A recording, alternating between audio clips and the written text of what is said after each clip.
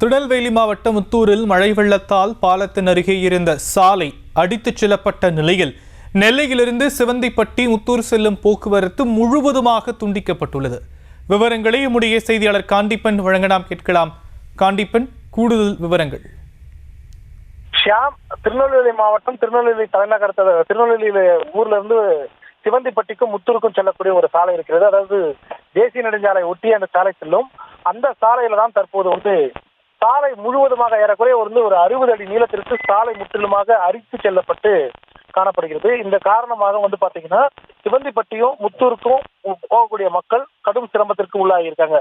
என்ன காரணம்னா, சிவந்திப்பட்டி செல்வதற்கு இன்னொரு பாதை இருந்தாலும் குறைந்தபட்சம் ஒரு 10 கிலோமீட்டர் கூடுதலாக சென்று அவர்கள் சுத்தி பார்க்க வேண்டிய சூழ்நிலைக்கு தள்ளப்பட்டிருக்கிறார்கள். இந்த காரணத்தினாலதான் பாத்தீங்கன்னா இந்த சாலை மற்றும் துண்டிக்கப்படாமல் அதே நேரத்துல முத்தூருக்கும் சிவந்திப்பட்டிக்கும் செல்லக்கூடிய தண்ணீர் பைப் லைனும் இதுல அடித்து சென்றிருக்கு. குறிப்பா இது பக்கத்துல இருக்கக்கூடிய அந்த பாலம் முக்கியமான ஒரு பாலம். எம்ஜிஆர் ஆட்சி காலத்துல போடப்பட்ட பாலம்னு சொல்லி அந்த பகுதி மக்கள் சொல்றாங்க. அந்த பாலம் அடித்து செல்லாமல் அதன் பக்கத்தில் இருக்கக்கூடிய அந்த சாலை தான் முழுவதுமாக அடித்து சென்றிருக்கிறது.